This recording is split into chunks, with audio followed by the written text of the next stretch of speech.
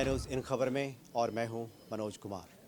कांग्रेस अपने सबसे मुश्किल दौर से गुजर रही है। दो राज्यों में चुनाव सर पे है, हरियाणा और महाराष्ट्र, लेकिन आपसी कलह, आपसी जो सर फुटौल है, उसकी स्थिति चरम पे है। चाहे हरियाणा हो या महाराष्ट्र, दोनों जगह यही स्थिति दिखाई दे रही है।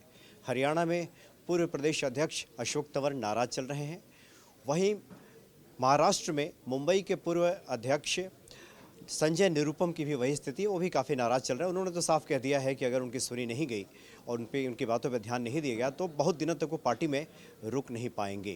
तो ऐसे स्थिति में जहां कांग्रेस के सामने इतनी विकट परिस्थिति और फिर इस तरह की जो सरफुटौल है, इस तरह का मनमुटाव है, इसका कारण क्या है और एक कांग्रेस को कहाँ ले जाएगी, इस पर हम बात करेंगे। हमारे साथ प्रवीण जी हैं, विद्याशंकर तिवारी जी हैं और विष्णु शर्मा जी हैं। सबसे पहले आप बताएं तिवारी जी कि जो स्थिति देख रही है महाराष्ट्र में, ये तो बहुत घातक स्थिति है, क्योंकि जो स्थिति अभी कांग्रेस की है और देखने में जो आ रही है आपसी खींचतान, ये तो कांग्रेस को कहीं का नहीं छोड़ेगी। एक्चुअली जो कांग्रेस की खींचतान दिख रही है ना, वो ऊपर की खींचतान है। जो कांग्रेस को कवर करते हैं वो जानते हैं अच्छी तरह से कि जो कांग्रेस के अध्यक्ष के राजनीतिक सलाहकार हैं अहमद पटेल, वो राहुल गांधी को शुरू से नहीं चाहते थे। ठीक है।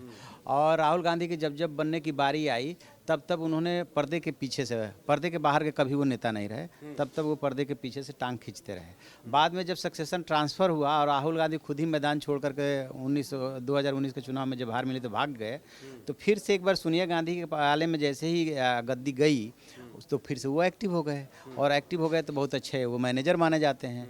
तो स्वाभाविक सी बात है कि यदि संजय निरुपम ने राहुल गांधी के यंग ब्रिगेड में नज़दीकी बनाने की कोशिश की थी और उनकी पसंद से वो लाए गए थे, मुंबई कांग्रेस की जिम्मेदारी दी गई थी, हालांकि बाद में उन्होंने छोड़ दिया, मिलिंद देवड़ा बने, फिर कोई दूसरा बना, वो अलग बात है।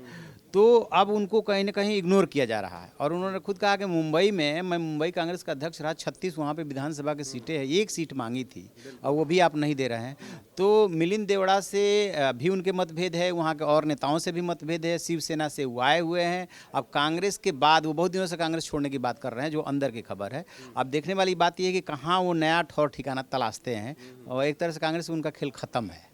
जी प्रवीण जी आप बताएं, क्योंकि लगातार ये बात कह रहे हैं संजय निरुपम कि राहुल गांधी खेमे को वहाँ नज़रअंदाज किया जा रहा है। राहुल खेमा क्या, उन्होंने कहा कि राहुल गांधी के जो करीबी लोग हैं उनको नज़रअंदाज किया जा रहा है, जैसा कि तिवारी जी ने भी जिक्र किया, और वहाँ प्रश्रय दी जा रही है किसी दूसरे गुट को।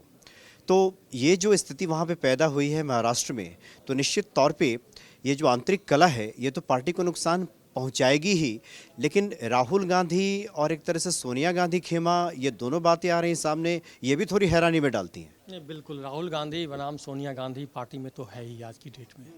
राहुल गांधी जब से कमान संभाले थे पार्टी की, तो उन्होंने युवा ब्रिगेड, यंग ब्रिगेड को जगह दी थी। उसमें संजय निरुपम भी थे, माधवराव सिंधिया भी थे, तमाम लोग जो थे, ज्योतिरादित्य सिंधिया, हाँ, और इधर जतिन प्रसाद भी हैं। मतलब अलग अलग राज्यों में अलग अलग युवा ब्रिगेड उन्होंने खड़ी की। और वो जो ड्राइंग रूम पॉलिटिक्स, जो बीच के दौर के राजीव गांधी के ज़माने के जो लोग थे, वो लोग जो ड्राइंग रूम पॉलिटिक्स करते थे, उससे पार्टी को नुकसान पहुंचा है, इसमें कोई दो राय नहीं था। तो ये जो है कहीं न कहीं उन जो, चूँकि वो बीच में जो ड्राइंग रूम पॉलिटिक्स करते थे वो काफ़ी मजबूत थे और वो सोनिया गांधी के करीबी भी थे। तो वो लोग ने मतलब जी तोड़ मेहनत करके पार्टी में ज़बरदस्त गुटबाजी पैदा की, और जिसका परिणाम 2019 का दिखा। और उसके बाद राहुल को समझ में आ गई कि ये हमारे बस की नहीं है इन लोगों को संभालना, और उन्होंने बैक ऑफ कर लिया। और उसके बाद से जो स्थिति है आपको मतलब संजय निरुपम को दिख रहा है कि हमारी जीत, पार्टी की जीत निश्चित रूप से मतलब हार होने वाली है, तो पहले ही अपना पल्ला झाड़ रहे हैं। हाँ, उन्होंने कहा भी है कि 2-3 सीटों को छोड़ दें तो बाकी जगह तो जमानत भी जब्त हो जाएगी कांग्रेस की। विष्णु शर्मा जी ये बताएं, संजय निरुपम कह रहे हैं कि हमने तो सिर्फ वर्सोवा की सीट मांगी थी, एक हमारा उम्मीदवार था, इसलिए उन्होंने कहा कि नहीं बात मानी गई तो हम तो चुनाव प्रचार से भी दूर रहेंगे और बहुत दिनों तक हम रह भी नहीं पाएंगे कांग्रेस में। सवाल यहाँ पे ये है कि कांग्रेस क्या जानबूझकर ये आत्मघाती कदम उठा रही है, ये गुटबाजी करके, जबकि देख रही है कि बीजेपी जिस प्रमुखता से आगे बढ़ती जा रही है और जहाँ उसकी पकड़ दिख रही है, और ये तो बड़ा ही आत्मघाती कदम हुआ कांग्रेस की। दरअसल जैसा तिवारी जी ने बोला ना कि अहमद पटेल, तो वो हो सकता है कि अहमद पटेल इसमें रोल निभा रहे हो कि राहुल को डाउन करें, लेकिन आप ओवरऑल देखेंगे तो राहुल गांधी कितने दिन कांग्रेस अध्यक्ष रहे, 1-2 साल में, लेकिन हो सकता है ये लोग कर रहे हो भीतरघात, लेकिन बैक में आप जाइए तो कांग्रेस का दरअसल ऊपर का नेतृत्व तो डाउन हो गया है। अब वो चाहे आपस में कोई झगड़ा हो, कुछ भी हो, ऊपर का नेतृत्व तो डाउन, जो मेन हाईकमान वो डाउन है, उसका नतीजा नीचे महाराष्ट्र और जहाँ भी आप देख रहे हैं, चाहे वो महाराष्ट्र में देख रहे हो, इवन यूपी में आप देख रहे हो, उनका रायबरेली अमेठी निकल गया, रायबरेली निकलने वाला है, हरियाणा में जो हालत हो रही है वो सब क्योंकि ऊपर से मजबूती नहीं है। अब कांग्रेस को एक बहुत बड़े रिवाइवल प्लान की ज़रूरत है, और ये तब हुआ था नेहरू के आखिरी टाइम में, जब कामराज एक योजना लेके आए थे कि कैसे जो सरकार में चीफ मिनिस्टर्स हैं या इन सबको लेके पार्टी में लाया जाए और पार्टी के लोगों को वहाँ दोबारा उधर मुख्यमंत्री या ये सब बना के भेजा जाए। बड़े प्लान की ज़रूरत है। प्रवीण जी ने कहा ड्राइंग रूम पॉलिटिक्स कर रहे थे राजीव गांधी के टाइम पे, वो सही है। पहले होता ही था कि जो छत्रप होते थे लोकल, उनको सेंटर में अच्छी सी जगह मिलती थी। अब क्या हो गया, वो आगे छत्रप सारे जो अपने अपने इलाके के थे वो कांग्रेस में आके जमा हो गए दिल्ली में, तमाम भ्रष्टाचार हुआ और वो लोग अब वापस अपनी जड़ें मजबूत कर नहीं पाए। और अभी जो थोड़े बहुत छत्रप हैं, अमरिंदर सिंह, आपके हुड्डा या ये सब लोग, अमरिंदर सिंह ने लड़के वो अपनी एक तरह से ले ली, उन्होंने सिद्धू के मसले पे कहीं भी झुके नहीं, कहीं भी समझौता नहीं किया, तो वो जमे रहे। लेकिन हुड्डा के साथ दिक्कत हो गई, हो सकता है वो पार्टी बना लेते, लेकिन इस बार हुड्डा फिर मजबूती कोशिश कर रहे हैं, 60 सीटें उनके कहने पे दी गई हैं। हरियाणा की हम लोग बात करेंगे। अच्छा तिवारी जी बताएं महाराष्ट्र के बारे में ही। दरअसल संजय निरुपम ने एक और बात कही है, क्योंकि वहाँ पे देखा गया है कि उन लोगों को ज़्यादातर कांग्रेस ने टिकट दिया है जो कल तक बीजेपी में जाने की सोच रहे थे।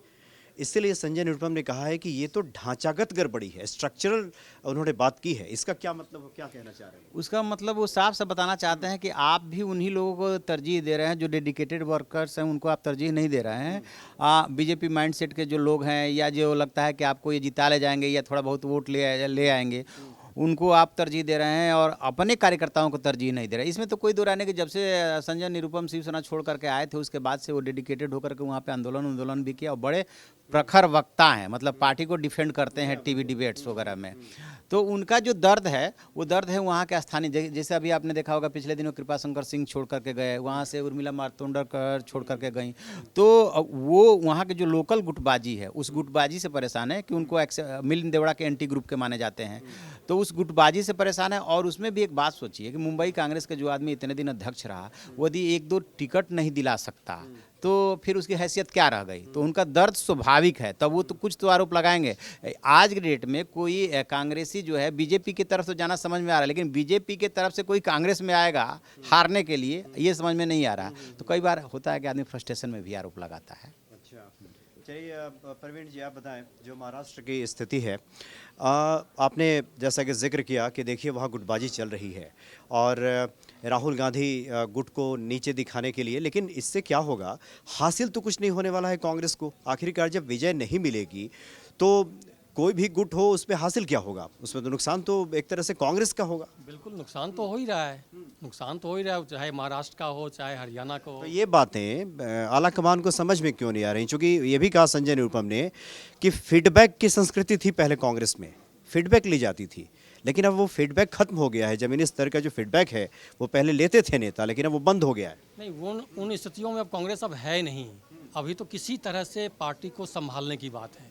राहुल गांधी से नहीं संभला तो सोनिया गांधी फिर से आ गई हैं। किसी तरह से इसको बचाओ, पहले फीडबैक वगैरह चीज़ें और तमाम चीज़ें जो सुधार की हैं वो तमाम चीज़ें बाद में देखी जाएगी, लेकिन फिलहाल इसको बचाए रखो। लो जो बचना मतलब मनोज जो उसमें स्थिति हो गई ना, वो एक गाना था, गाना मुझे ठीक से याद नहीं रहा, एक को मनाते हैं तो दूसरा रूठ जाता है। तो वही वाली स्थिति हो रही है कि मान लीजिए कि संजय निरुपम की बात मानते हैं तो दूसरा गुट जो वहाँ पे मजबूत है वो नाराज हो जाता है। दूसरी बात ऐसा नहीं कि कांग्रेस फीडबैक नहीं ले रही है, कांग्रेस का वहाँ पे एनसीपी से गठबंधन है और शरद पवार वहाँ के क्षेत्रीय छत्रप हैं, और इनके जो विलास राव देशमुख तो खैर अब नहीं रहे इस दुनिया में, पृथ्वीराज चौहान वगैरह हैं और अशोक चौहान वगैरह हैं जो वहाँ के छत्रप हैं, वो लोग भी काफ़ी कमज़ोर पड़ गए हैं। तो उन लोगों की तरफ से चूंकि ये बाहरी हैं, कौन, संजय निरुपम, और पूर्वियों का वोट, पूर्वांचल वासियों का वोट मुंबई में है, लेकिन ये जो ढीले पड़े हैं या ये जो कमज़ोर हुए हैं, उत्तर भारतीयों का काफ़ी बड़ा चेहरा है, लेकिन ये वहाँ के स्थानीय गुटबाजी में कमज़ोर हुए हैं। तो जो फीडबैक वगैरह सोनिया गांधी ने ऐसा नहीं लेती हैं, फीडबैक वगैरह लिए हैं ना, तो उसमें साफ साफ वहाँ के 36 सीटों का बेशक ये हिसाब दे रहे हैं, सीटें बहुत कांग्रेस की कम आ रही है। पहले से ही इन लोगों को पता है कि महाराष्ट्र में क्या होने जा रहा है, हरियाणा में क्या होने जा रहा है, तो वो बड़े वर्ग को नाराज नहीं करना चाहती। जैसे जो पंजाब वाला झगड़ा हुआ था, लास्ट में अल्टीमेटली इनको डिसीजन लेना पड़ा ना, कैप्टन अमरिंदर के कहने में डिसीजन लेना पड़ा ना, सिद्धू को छोड़ना पड़ा ना। तो जब आप कोई भी डिसीजन लेते हैं, इवन एक ऑफिस चलाने के लिए भी आपको डिसीजन लेते हैं, तो दिस वे और दैट वे आपको जाना पड़ता है। तो उसी चूंकि नेतृत्व कमजोर हो चुका है, इसलिए संजय निरुपम फड़फड़ा रहे हैं। यदि वो नेतृत्व कमजोर नहीं होता तो संजय निरुपम इतना बोलते भी नहीं। कल्पना कीजिए कि आज संजय गांधी होते, इंदिरा गांधी होते, तो संजय निरुपम बोलते, मक्खी की तरह निकाल के फेंक दिए जाते। लेकिन चूंकि नेतृत्व कमजोर हुआ, इसलिए आप बोल ले जा रहे हैं। तो विष्णु जी, आखिर में आखिरी सवाल आपसे, ये मान लिया जाए कि कांग्रेस ने भी ये स्वीकार कर लिया एक तरह से संजय निरुपम के बयान को अगर हम मद्देनजर देखें कि हार तो हो ही चुकी है। नहीं, देखिए लग ही रहा है, नेतृत्व वाली बात तो है ही, वो तो ऑलरेडी कमजोर हो चुका है। संजय निरुपम की खुद स्थिति, वहाँ के लोकल नेताओं की स्थिति खराब है। उसकी बड़ी वजह वही है कि ऊपर से सब कुछ डाउन है। आप भरोसा नहीं कर सकते किस नेता के भरोसे हम किसको मांगे चुनाव में कि भाई जाके आके हमारे लिए प्रचार कर दो। राहुल गांधी को मांगे, वो नहीं मांगे, वो अपने दम पे भी दम नहीं रख सकते, क्योंकि जो आप जिस पूर्वांचली वोट की बात कर रहे हैं, जितनी मेरी जानकारी है, जितने भोजपुरी अभिनेता बीजेपी में गए हैं, और इवन बिहार की सरकार आज एनडीए के पास है, उसका बहुत फर्क पड़ता है नीतीश कुमार का। और इन सारे भोजपुरी रवि किशन से लेके आप निरहुआ और मनोज तिवारी सब ले लीजिए, सब आज बीजेपी एनडीए के पास हैं। और संजय निरुपम लगातार अपनी जमीन वहाँ पर खोते जा रहे हैं। थे वो एक दौर में मजबूत नेता, और वो खोते जा रहे हैं। और उसकी बड़ी वजह है कि संजय निरुपम आज इस स्थिति में अपनी पार्टी में, क्योंकि सबको मालूम है इनके पास अब दम नहीं है। और सेम नेतृत्व की तो इतनी बड़ी भारी भयंकर दिक्कत हो गई है कांग्रेस के पास। आपके कहने का अर्थ है कि संजय निरुपम भी बहाना ढूंढ रहे हैं क्या? नेचुरल है, संजय निरुपम लगातार अपनी जमीन खो रहे हैं, लगातार अपनी जमीन, कांग्रेस खो रही, संजय निरुपम खो रहे हैं, दोनों खो रहे हैं, नेतृत्व खो रहा है। तो इस तरह का बयान देना, बरसोवा तो एक बहाना है, उनको कांग्रेस से जाना है। जैसे उन्होंने कहा ना मेरी एक सीट मांगी थी, हो सकता है इसके पीछे कोई कहानी हो, कोई एक खास सीट जो वो चाह रहे होंगे उनके किसी आदमी को मिल जाए, वो कोई खास सीट पे बात अटक गई हो, वहाँ किसी दूसरे आदमी का कोई और आदमी फंस गया हो। क्योंकि अब जैसे अहमद पटेल ने अगर अपने हाथ में चीज़ें ले ली हैं, जैसे वो पहले से हमेशा करते आए हैं कि फिर पत्ता हिलेगा तो वो जैसे चाहेंगे वैसे होगा। और अभी एक वीडियो आया था, आपने देखा था अहमद पटेल का, जहाँ पे भूपेंद्र हुड्डा ने समझाने की कोशिश कर रहे हैं कि 6 नहीं 14 नहीं, पार्टी कहाँ गई। तो अब साफ ये है कि उनके हाथ में कमान आ चुकी है, और आ चुकी है। तो पहले ये होता था कि संजय निरुपम जैसे लोग दबाव बना लेते, लेकिन अब ऊपर अहमद पटेल जैसा आदमी बैठा हुआ है, अब उसको भी मालूम है कि उसके पास लास्ट पारी है। यानी ऐसा लगता है कि चुनाव के रिजल्ट आने से पहले ही कांग्रेस ने मन से हार मान ली है, शायद ऐसा लगता है महाराष्ट्र में। हरियाणा में भी लगभग वही स्थिति है। हरियाणा में पूर्व प्रदेश अध्यक्ष अशोक तंवर भी नाराज चल रहे हैं। उनका कहना है कि इस्तीफा दे दिया है नाराज़ होकर के, और उन्होंने कहा भी था कि ये खबर आई थी कि 60 अपने प्रत्याशियों की सूची उन्होंने सौंपी थी आला कमान को, लेकिन स्वीकार नहीं किया गया। उसके बाद उन्होंने कह दिया कि जो पूरी कांग्रेस है हुड्डा कांग्रेस हो गई है, या फिर गुलाम नबी आज़ाद कांग्रेस हो गई है, जो कि प्रभारी है वहाँ के। ये स्थिति वहाँ पे क्या कहानी बयां करती है? तो हरियाणा की हम बात करें, तिवारी जी सबसे पहले आप ही से जानना चाहते हैं, महाराष्ट्र वाली स्थिति भी हरियाणा में भी दिख रही है। हरियाणा की तो ये स्थिति है ना कि जितने नेता है उतने गुट है, ये सर्वविदित है। कांग्रेस में हुआ क्या था कि पहले वो जो 3 लाल कंट्रोल करते थे, उन तीनों लाल को जमाना चला गया। अब इसके बाद जब हुड्डा जी दोबारा मुख्यमंत्री बने थे, तो बाकायदे बार्गेनिंग करके इसी अहमद पटेल से बने थे। और आपको ये याद आ रहा हो तो 2014 में जो दोबारा जब जीते थे ये, तो 1 हफ्ते तक सरकार नहीं बनी थी। 2014 में तो बीजेपी की खैर सरकार आई थी, उसके पहले 2009 वाले की बात कर रहा हूँ मैं। तो हुड्डा जी की मजबूती की वजह से क्या हुआ कि ये गुट कमज़ोर पड़ा। जो अशोक तंवर है, कुमारी सैलजा है, किरण चौधरी हैं, ये लोग, और इवन ये जो रणदीप सुरजेवाला हैं, तो जब ये लोग कमज़ोर पड़ने लगे तो इनके पास एक ही कार्ड आता था, क्योंकि 2 वहाँ पे बहुत ज़बरदस्त वोट बैंक है। 27% जाट है, 20% एससी है। तो हुड्डा जी जाट कम्युनिटी से हैं, और कुमारी सैलजा और अशोक तंवर वो एससी कम्युनिटी से हैं। तो देखिए कैसे जब उनको हटाया भी गया, अशोक तंवर से इनका 36 का आंकड़ा था। तो जब ये पार्टी बनाने जा रहे थे तो सोनिया गांधी ने हस्तक्षेप करके इनको मनाया। तो मनाने के बाद क्या किया कि उधर से प्रदेश अध्यक्ष चेंज कर दिया। कुमारी सैलजा से भी इनकी नहीं पड़ती है, लेकिन अब उन्होंने पटा लिया है कि ठीक है चलो साथ मिलकर के काम करते हैं, तालमेल बिठाया है। तो अब अशोक तंवर फड़फड़ाने लगे, क्योंकि उनका किरण चौधरी ने भी साथ नहीं दिया। तो अब ऐसे में उनके पास सवाल ये था कि जब उनके कैंडिडेट्स को टिकट नहीं मिला तो क्या करें। तो कई बार होता क्या है कि फेस सेविंग के लिए कि देखो भाई मेरी तो चल ही नहीं रही है, मैं तो किसी पद पे हूँ ही नहीं, लो मैं रिजाइन करता हूँ। ये उनकी मजबूरी थी। अब वो 5 करोड़ की बात, 2 करोड़ की बात, ये हर राजनीतिक पार्टी पे आरोप लगता है कि पैसे ले लेके, पता नहीं कौन पैसा ले रहा होता है, नहीं ले रहा होता है। तो वो आरोप लगाया। उसके बाद इन्होंने 60 की जो लिस्ट दी वो उसमें से कोई कंसीडर नहीं किया गया। स्वाभाविक सी बात है कि भूपेंद्र सिंह हुड्डा मजे हुए राजनीतिज्ञ हैं, वो जान रहे हैं कि वो उनके पास ये रिपोर्ट है कि तुम सत्ता में नहीं आ रहे हो, ठीक है, तुम्हारे कितने विधायक जीत रहे हैं, तो इतने विधायक जीत रहे हैं, तो उसके बाद क्या खेल शुरू होता है कि वहाँ पे विपक्ष का नेता कौन बनेगा, विधायक दल का नेता कौन चुना जाएगा। तो स्वाभाविक सी बात है कि वो अपने ज़्यादा से ज़्यादा विधायक जिताने चाहेंगे, इसी बात की अब लड़ाई है। जब प्रवीण जी बताएं, कहाँ 1.5-2 महीने पहले तक स्थिति कुछ और थी, पार्टी लाइन के खिलाफ हुड्डा बोल रहे थे, कार्रवाई की बात सामने आ रही थी, और कहाँ ये कहा जा रहा है कि तो पूरी कांग्रेस हुड्डा कांग्रेस हो गई है हरियाणा। नहीं, हुड्डा कांग्रेस हो गई है ये कहना तो ठीक नहीं है। ये आरोप लगाया है अशोक तंवर ने। वो जाहिर सी बात है, वो तो लगाएंगे ही। और कहा भी क्यों न जाए, क्योंकि जो भी टिकट बंटवारा हुआ है उसमें हुड्डा की ही तो चली है। नहीं, लेकिन हुड्डा इस बात से इनकार नहीं किया सकता कि हुड्डा वहाँ के ज़मीनी नेता रहे हैं, बड़े कद्दावर नेता रहे हैं। अशोक तंवर का मतलब वो क्या बोलते हैं, मास लीडर नहीं रहे हैं, और वो राहुल गांधी की वजह से कहते हैं राहुल अशोक तंवर दलित चेहरा है वहाँ का, बहुत बड़ा दलित चेहरा है हरियाणा का। चेहरा अगर मास लीडर नहीं है, उसके मास में अगर वो अपील नहीं है, तो उस दलित चेहरे को क्या करेंगे आप। मायावती की एक मास अपील है, लेकिन वो अगर अशोक तंवर की अपील नहीं है तो क्या करेंगे वो मास लीडर। मतलब वो चुनाव प्रभाव ज़्यादा नहीं डाल नहीं, पाते। बिल्कुल नहीं, वो तो दिखा ना। नहीं, देखिए, चाहे कुमारी शैलजा कौन सी उनकी मास अपील है, उनकी भी नहीं है, और वो भी राज्यसभा तक सिमटी रह गई, 2 बार लोकसभा जीती, अलग अलग क्षेत्रों से जीती। और लेकिन अब है ना कि आप ड्राइंग रूम में बैठ करके और जब इक्वेशन बनाते हैं तो लाख को कह ले कि जातिवाद खत्म हो रहा है, उसी जातिवाद पे आकर के आपकी राजनीति शुरू होती है और उसी पे ख़त्म होती है। तो वो जो इक्वेशन बनाया गया है वो जाट और दलित का ही बनाया गया कि 47%, ठीक है, बाकी अदर्स में से कुछ आ जाएगा, मुस्लिम आ जाएगा, तो वो सिम्बोलिक है वहाँ पे। अब मायावती जैसा फेस तो कांग्रेस के पास कोई है ही नहीं ना। और मायावती जी भी अब कहाँ, उत्तर प्रदेश के जो पिछले 2-3 चुनाव हुए हैं उसमें देख लीजिए कि वो कितना फड़फड़ा रही है, क्योंकि पैरेलल जो है गिरावट आई है नेता उनके छवि में। और देखिए, भारत की राजनीति ना करवट ले रही है और इस चीज़ को समझना होगा। यदि मोदी जी और शाह की जोड़ी ने कुछ एक्सपेरिमेंट किए हैं तो वो एक्सपेरिमेंट साफ साफ दिख रहा है कि जाति और धर्म की बंधन जो है, दीवारें जो है किस तरह से ढही है उनको वोट देने के लिए। किस मुद्दे पे टूटी है? राष्ट्रवाद के मुद्दे पे टूटी है। किस मुद्दे पे? भावनात्मक मुद्दे पे टूटी है। तो देश के नाम पे वो दीवारें ढह रही है। और आप अनुभवी आदमी पीछे की राजनीति उठा करके देख लीजिए, बिहार के, उत्तर प्रदेश की 70 के दशक में कैसी राजनीति थी, 80 के दशक में बाहुबलियों का जो उदय हुआ था। अब कहाँ बाहुबली उस तरह से आता है? उस तरह से नहीं आ पाते हैं क्योंकि जनता ने उनको रिजेक्ट करना शुरू कर दिया। तो ये चेंज हो रहा है। अच्छा विष्णु जी बताएं, ऐसा लग रहा है, चाहे हम महाराष्ट्र की बात करें या हरियाणा की बात करें, ऐसा लग रहा है जैसे कांग्रेस हारने के लिए ही खेल रही है। चाहे हम चुनाव प्रचार की देख लें, बीजेपी ने एक लंबी फहरिस्त जारी कर दी है अपने स्टार प्रचारकों की। कांग्रेस के बारे में कोई सूचना नहीं मिल रही। राहुल गांधी निकलेंगे भी तो 10 तारीख से निकलेंगे, 8 दिन में वो दोनों जगह प्रचार कर लेंगे, महाराष्ट्र में भी हरियाणा में भी।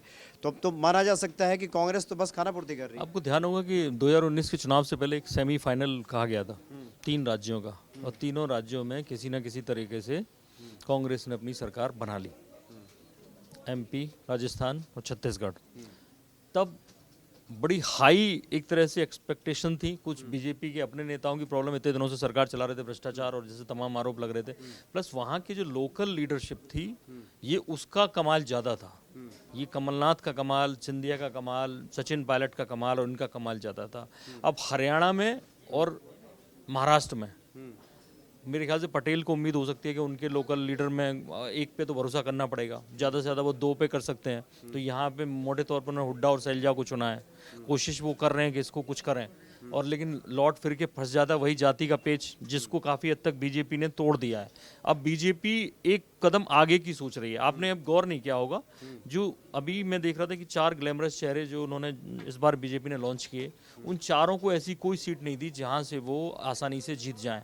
चाहे वो हॉकी खिलाड़ी फिलकर सिंह, संदीप सिंह हो, योगेश्वर दत्त हो, और चाहे वो बबीता फोगट हो, और चाहे जो उनकी टिकटॉक स्टार जो भी उतरी हैं सोनाली फोगाट। इन चारों को उन्होंने ऐसी जगह से टिकट दी हैं जहां से बीजेपी अरसे से जीती नहीं है या कभी जीती नहीं है। एक तो उनमें कुलदीप बिश्नोई के खिलाफ है वो टिकटॉक स्टार।